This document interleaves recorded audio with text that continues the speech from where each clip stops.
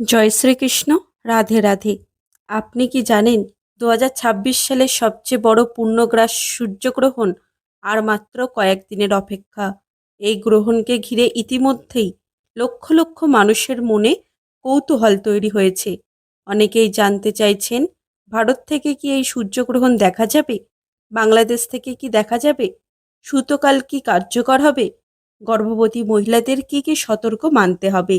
আর সবচেয়ে গুরুত্বপূর্ণ বিষয় হলো, এই গ্রহণ যেহেতু শ্রাবণ মাসের অমাবস্যা তিথিতে ঘটছে, তাই এর ধর্মীয় গুরুত্বও অনেক বেশি।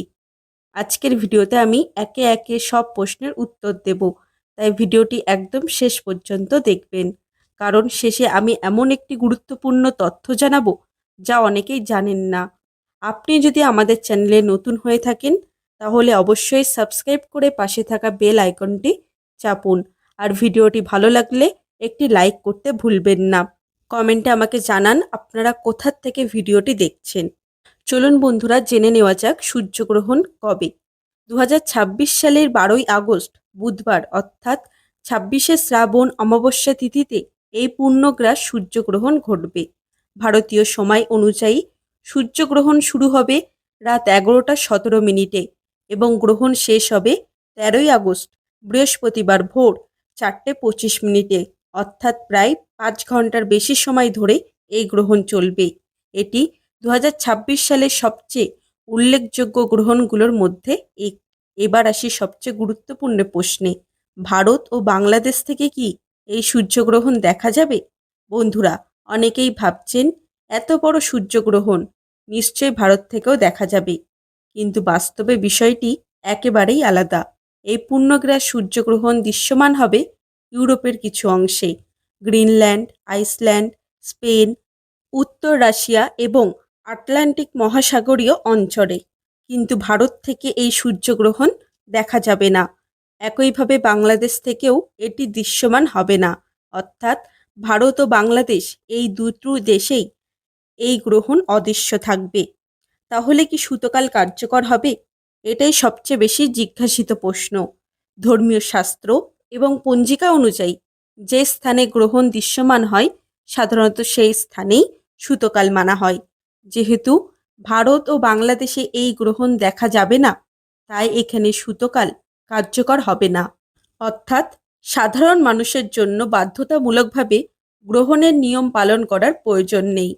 তাহলে 12 ঘন্টা সূতকালের কথা কেন বলা হয়? ধর্মীয় বিশ্বাস অনুযায়ী সূর্যগ্রহণের প্রায় 12 ঘন্টা আগে থেকে সূতকাল শুরু হয়ে যায়। যেহেতু গ্রহণ শুরু হচ্ছে রাত 11টা 17 মিনিটে, তাই সেই হিসাবে সকাল 11টার পর থেকে সূতকালের সময় ধরা হয়। কিন্তু আবার মনে রাখবেন, এই নিয়ম তখনই কার্যকর হয় যখন গ্রহণ আপনার এলাকায় দৃশ্যমান হয়। ভারত ও বাংলাদেশে গ্রহণ দৃশ্যমান না হয় সাধারণ মানুষের জন্য এই সূতকাল কার্যকরী নয়। এবার জানুন গ্রহণের সময় কি করা ভালো।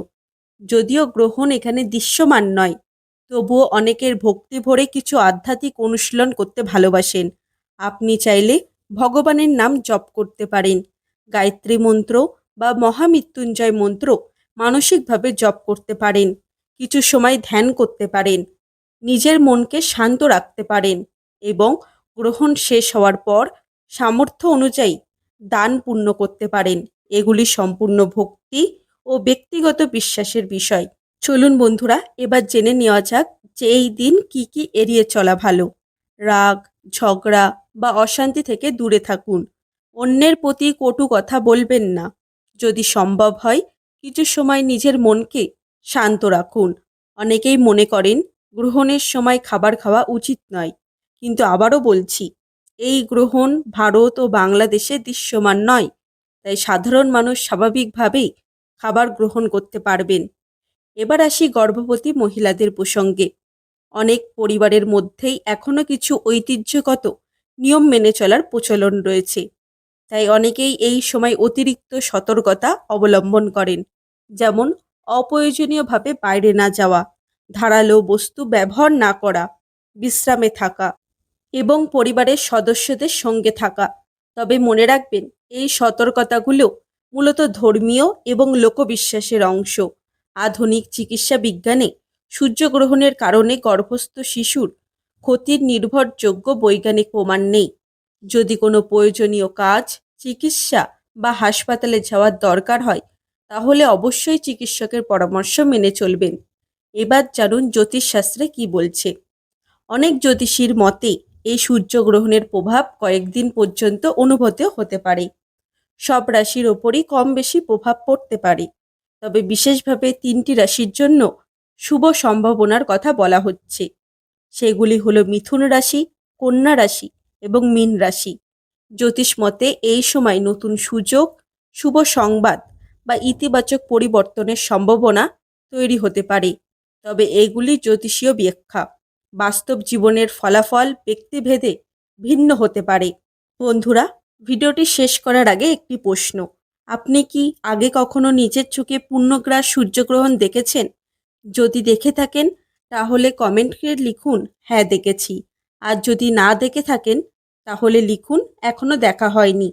বন্ধুরা, আগামী ভিডিওতে আমরা বিস্তারিত জানব এই অমাবস্যা তিথির মাহাত্ম্য, কোন পুজো করলে শুভ ফল পাওয়া যায় এবং সূর্যগ্রহণকে ঘিরে আরও কিছু গুরুত্বপূর্ণ তথ্য। তাই যদি এখনও আমাদের চ্যানেলটিকে সাবস্ক্রাইব করে না থাকেন তাহলে এখনই সাবস্ক্রাইব করে নিন এবং পাশে থাকা বেল আইকনটি অন করে রাখুন। ভিডিওটি যদি আপনার ভালো লেগে থাকে তাহলে একটি লাইক করুন এবং আপনার পরিবার ও বন্ধুদের সঙ্গে শেয়ার করুন। সবাই ভালো থাকবেন, সুস্থ থাকবেন। দেখা হচ্ছে আবার একটি নতুন ভিডিওতে। জয় শ্রীকৃষ্ণ।